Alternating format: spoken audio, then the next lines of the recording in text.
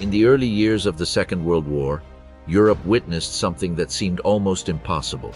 German forces moved across entire countries with terrifying speed, advancing through forests, villages, and defensive lines faster than most military strategists believed any modern army could sustain. Armored columns crossed enormous distances without stopping. Infantry units marched for days through exhaustion, mud, and freezing temperatures. Pilots flew repeated combat missions with minimal rest. To the outside world, the victories of Nazi Germany appeared to confirm the image that Adolf Hitler wanted the world to believe: a disciplined, technologically superior war machine driven by absolute efficiency and unstoppable momentum. Newspapers described the Blitzkrieg as a revolutionary form of warfare. Allied commanders struggled to understand how German troops could maintain such relentless operational tempo for so long without collapsing physically or mentally.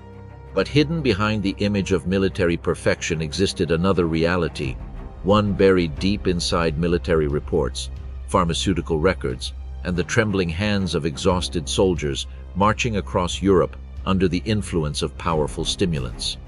Long before methamphetamine became associated with addiction and social collapse, Nazi Germany viewed it as scientific progress.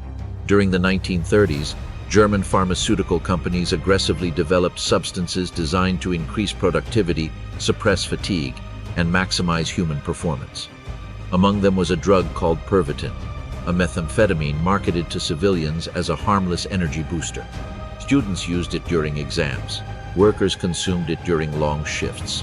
Even ordinary housewives were encouraged to take it for increased efficiency in daily life. But when military doctors began testing the drug on soldiers during training exercises, the German army quickly realized that Pervitin offered something far more dangerous than simple energy. It could temporarily override human exhaustion itself. The effects were immediate and dramatic. Soldiers remained awake for extraordinary lengths of time. Fear appeared reduced. Physical fatigue seemed to disappear. Tank crews operated through entire nights without stopping. Infantry formations marched across impossible distances while maintaining combat readiness. During the invasions of Poland and France, millions of methamphetamine tablets circulated throughout the Wehrmacht. Entire operations increasingly depended on chemically enhanced endurance. What the world interpreted as superhuman military discipline was often the result of soldiers forcing their bodies beyond natural limits through stimulants powerful enough to keep the human nervous system in a prolonged state of artificial alertness. But while Pervitin helped fuel Germany's early victories, it also unleashed consequences that became increasingly visible as the war descended deeper into brutality. Sleep deprivation damaged emotional stability. Prolonged stimulant use intensified aggression, paranoia, and psychological collapse. On the Eastern Front, where German troops faced unimaginable conditions of violence, starvation, cold, and constant death, the combination of methamphetamine and endless combat created devastating effects inside the minds of countless soldiers. Some became emotionally numb. Others suffered hallucinations and violent breakdowns. Entire units existed in a state of chemical exhaustion where fear, rage, and survival instincts slowly consumed what remained of ordinary human behavior. This was not simply the story of soldiers taking drugs during wartime. It was the story of an industrialized military system attempting to chemically transform human beings into weapons capable of functioning beyond normal biological limits, and the horrifying psychological consequences that followed. Because behind the rapid victories of the Blitzkrieg, behind the endless marches through snow and blood, behind the terrifying efficiency of Nazi expansion across Europe, there existed another hidden engine driving the German war machine forward. One built not only on ideology and violence, but on methamphetamine, the birth of a chemical war machine. The origins of Pervitin emerged from a Germany obsessed with strength, discipline, and national rebirth. After the humiliation of the First World War and the economic collapse that followed during the Weimar years, Nazi ideology centered itself around the idea of rebuilding the German people into a physically and mentally superior society. Efficiency became a national obsession. Productivity was glorified. Weakness was condemned. Under Adolf Hitler's regime, The state increasingly promoted the belief that science and industry could reshape the limits of human capability itself.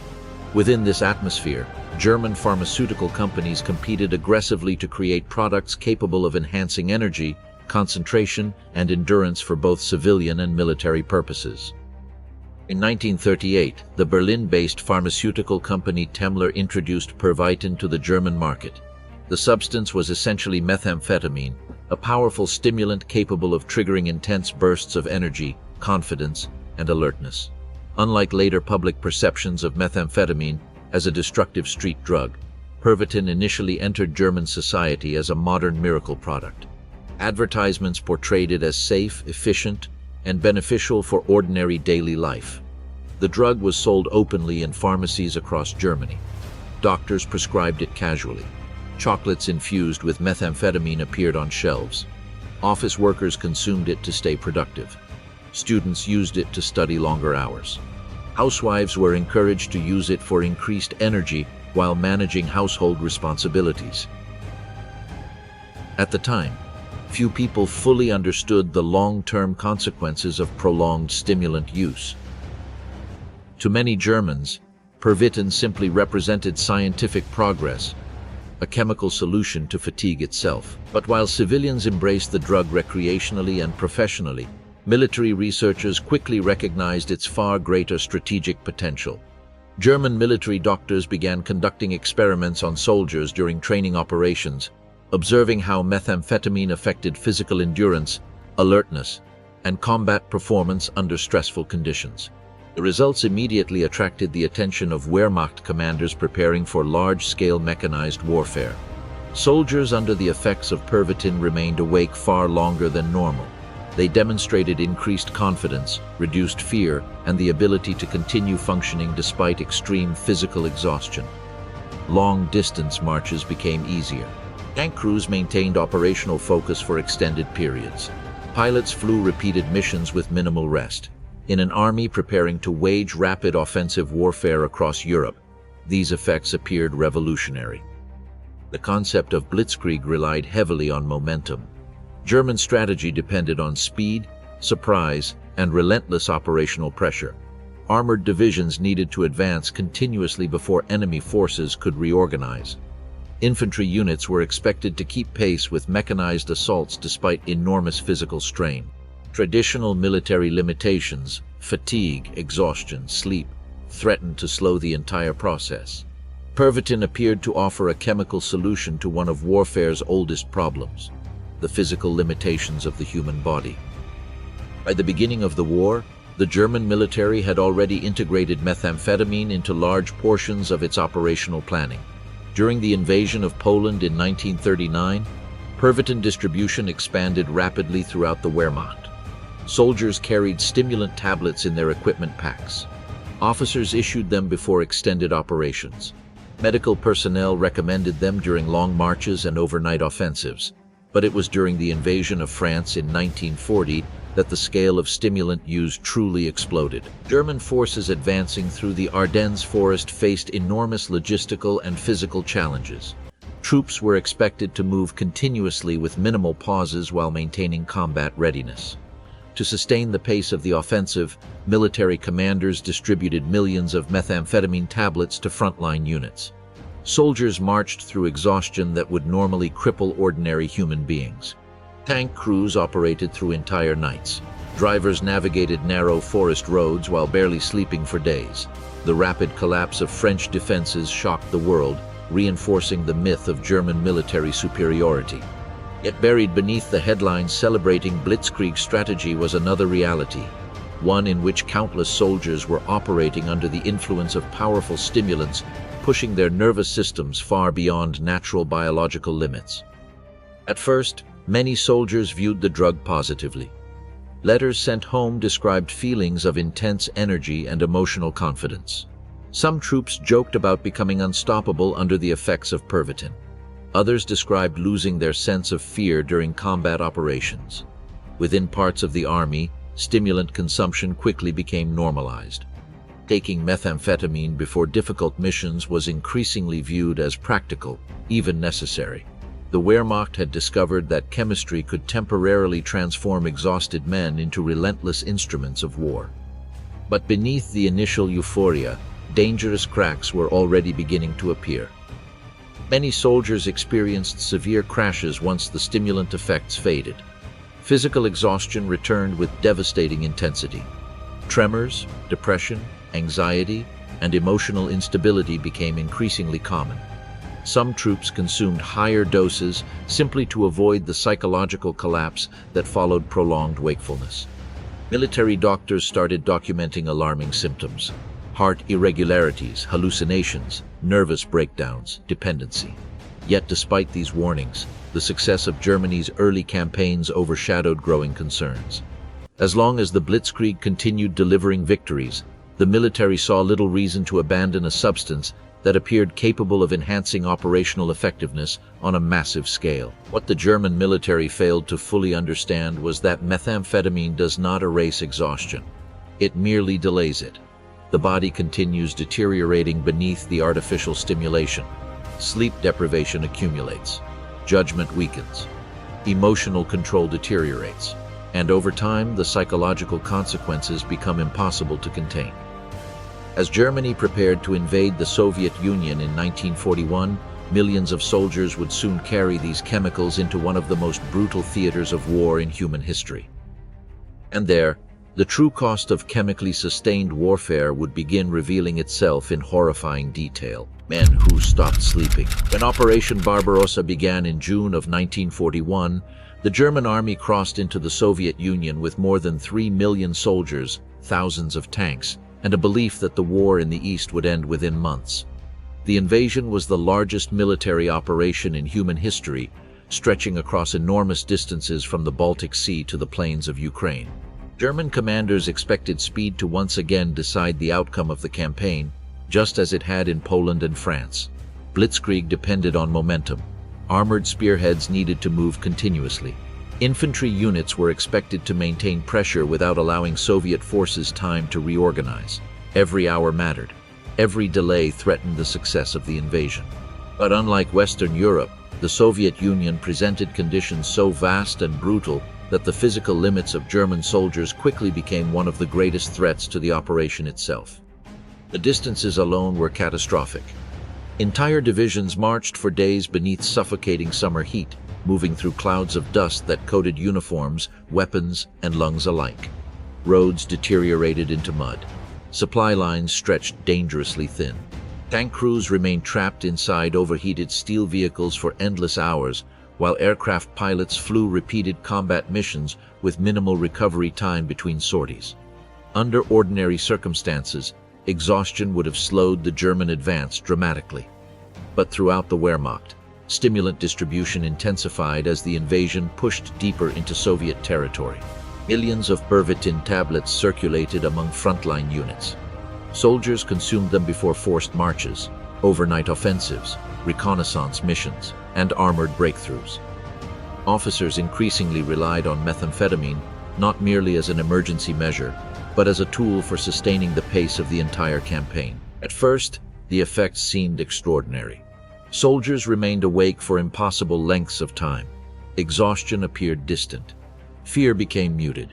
Infantry units marched through entire nights without stopping while drivers navigated ruined Soviet roads after days with almost no sleep. Some German troops later described the sensation as almost unreal, as though the body continued functioning long after it should have collapsed. For commanders obsessed with maintaining offensive momentum, the stimulant appeared to solve one of warfare's oldest problems: human fatigue. But the Eastern Front soon became something far darker than the rapid campaigns of Western Europe. As the invasion slowed, Soviet resistance intensified. German forces became trapped inside an endless landscape of burned villages, artillery bombardments, mud, and death. Then came the Russian winter. Temperatures collapsed across the front lines. Engines froze overnight. Weapons malfunctioned in the cold. Thousands of German soldiers lacked proper winter equipment and were forced to survive inside frozen trenches or ruined buildings shattered by combat. Under these conditions, methamphetamine use escalated even further. Soldiers consumed Pervitin to stay awake during freezing nights where falling asleep could mean death. Drivers used it to continue moving through icy roads despite overwhelming exhaustion. Sentries swallowed pills to remain alert during endless hours of darkness and sub-zero temperatures. The drug became more than a stimulant. For many soldiers, it became survival itself. But the human brain is not designed to function without sleep indefinitely. Methamphetamine can suppress exhaustion temporarily, but it cannot stop the neurological damage caused by prolonged wakefulness.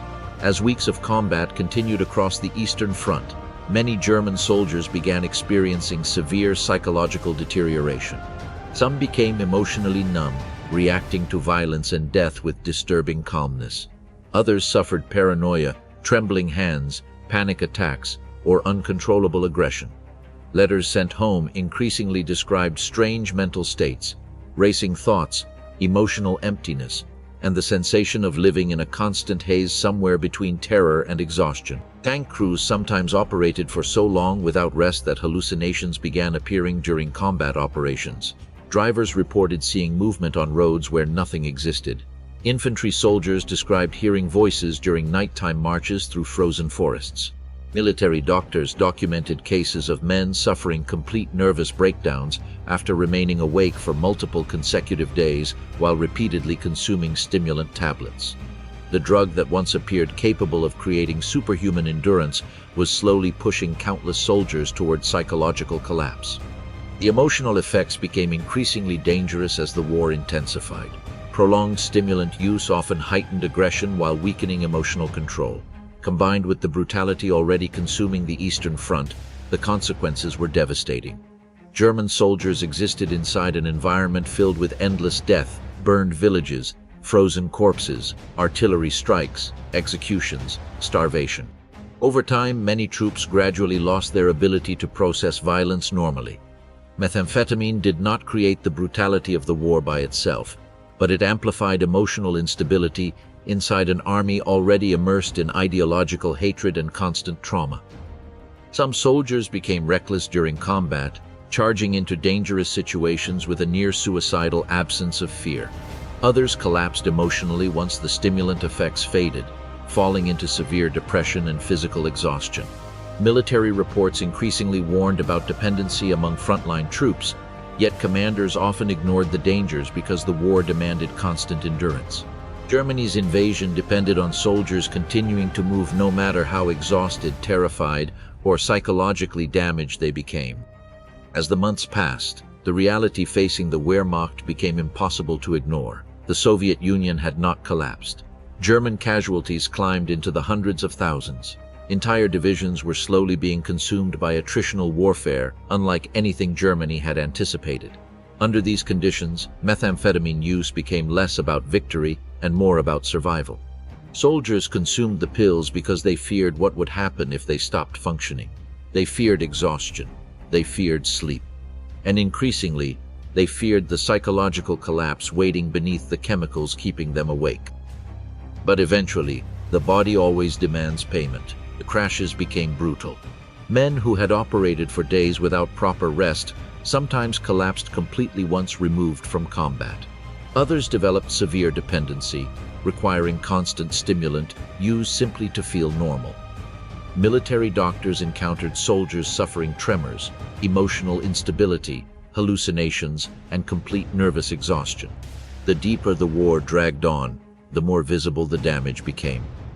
Because by the winter of 1942, many German soldiers were no longer fighting only against the Soviet Union.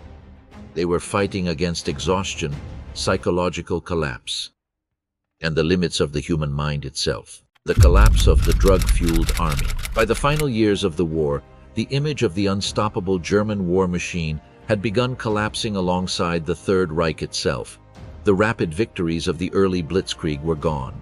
Across Europe, German forces were now retreating under constant pressure from Allied bombing campaigns, Soviet offensives, and catastrophic losses on nearly every front. Entire cities burned beneath firestorms. Supply lines shattered. Fuel shortages crippled armored divisions that once crossed continents with terrifying speed. and scattered throughout the collapsing remnants of the Wehrmacht were countless soldiers whose bodies and minds had already been pushed beyond their limits by years of exhaustion, trauma, and chemical dependency. The stimulant culture that had once been viewed as a military advantage was now becoming impossible to control. For years, German soldiers had relied on Pervitin to remain operational under conditions no human being was meant to endure. But methamphetamine does not create endless strength. It borrows energy from the body while slowly destroying the nervous system underneath. By 1943 and 1944, many soldiers were no longer using stimulants simply to stay awake during operations. They were using them because they could no longer function normally without them. Dependency spread through exhausted units trapped in endless retreat and constant combat. Men who had once swallowed pills casually before difficult missions now required them simply to keep moving. The physical consequences became increasingly visible. Soldiers suffered violent crashes after extended stimulant use, collapsing into states of total exhaustion once the effects faded. Others experienced shaking hands, paranoia, emotional instability, and severe depression. Military doctors documented growing numbers of nervous breakdowns among frontline troops. Some men became detached and emotionally hollow, incapable of reacting normally to violence after years of war and prolonged sleep deprivation. Others became unstable and aggressive, trapped inside cycles of fear, exhaustion, and chemical stimulation that slowly eroded their mental state. The Eastern Front remained especially devastating. German soldiers retreating through Soviet territory faced endless pressure from Red Army offensives that grew larger and more brutal with every passing month. Entire units were destroyed during chaotic withdrawals through snow, mud, and ruined villages littered with corpses and abandoned equipment. Many troops survived on almost no sleep while consuming stimulants simply to continue functioning physically. The line between survival and psychological collapse became increasingly thin. Some soldiers began experiencing severe hallucinations after prolonged wakefulness. Others suffered emotional crashes so extreme they became incapable of combat entirely. There were reports of men staring blankly into space during artillery bombardments, unable to respond to commands after weeks of exhaustion and stimulant abuse. Military hospitals filled with psychologically shattered soldiers whose bodies had survived combat, but whose minds were slowly breaking apart beneath the pressure of total war. And yet, even as the damage became undeniable, the Nazi regime continued searching for chemical solutions to military collapse. German scientists experimented with increasingly powerful drug combinations designed to keep soldiers awake for extraordinary lengths of time. One late-war project attempted to create tablets capable of sustaining combat performance for days without sleep. The logic behind these experiments revealed how desperate the Third Reich had become. Germany no longer possessed the industrial strength or manpower necessary to sustain the war conventionally. Instead, the regime increasingly turned toward extreme solutions, miracle weapons, propaganda fantasies, and chemical enhancement in the hope of delaying inevitable defeat. But chemistry could not stop reality. No stimulant could replace fuel shortages. No drug could reverse catastrophic military losses. And no chemical could permanently suppress the exhaustion destroying both the German army and the nation behind it. By 1945, Berlin itself had become the final symbol of collapse. The city that once represented the center of Nazi power now existed as a landscape of ruins consumed by artillery fire, smoke, and desperation. Soviet forces closed in street by street while civilians hid underground beneath collapsing buildings. German soldiers, many exhausted beyond recognition, defended shattered positions with almost no hope of victory. Some continued relying on stimulants to remain awake during the final battles. Others simply collapsed beneath years of accumulated trauma and exhaustion. The illusion of the invincible Reich had completely disintegrated. What remained were broken cities, shattered armies, and millions of damaged human beings. The story of methamphetamine inside Nazi Germany was never simply about drugs. It was about a regime obsessed with overcoming human weakness through force, ideology, and chemical control. Pervitin represented that obsession perfectly. For a brief period, it appeared to work. Soldiers marched farther. Tank divisions advanced faster. Pilots flew longer missions. The Blitzkrieg seemed unstoppable. But the apparent strength created by the drug came at a devastating cost hidden beneath the surface of Germany's early victories. Because the stimulant never truly erased exhaustion. It merely delayed the collapse. And eventually, that collapse arrived everywhere at once. The soldiers who once marched across Europe without sleep became physically and psychologically shattered by years of endless warfare. Many veterans returned home suffering severe dependency, emotional trauma, and nervous disorders that remained with them long after the war ended. Others never recovered at all. The same chemicals that had fueled Germany's rapid expansion across Europe ultimately contributed to the destruction of countless minds and bodies trapped inside the machinery of total war. In the end, the Nazi regime attempted to transform ordinary men into relentless instruments of conquest, soldiers capable of functioning beyond natural human limits through ideology, violence, and methamphetamine. But no chemical could remove fear forever. No stimulant could erase trauma forever. And no army, no matter how disciplined or technologically advanced, could escape the biological limits of the human body indefinitely. Eventually, the exhaustion always returns. And when it does, the collapse is unavoidable.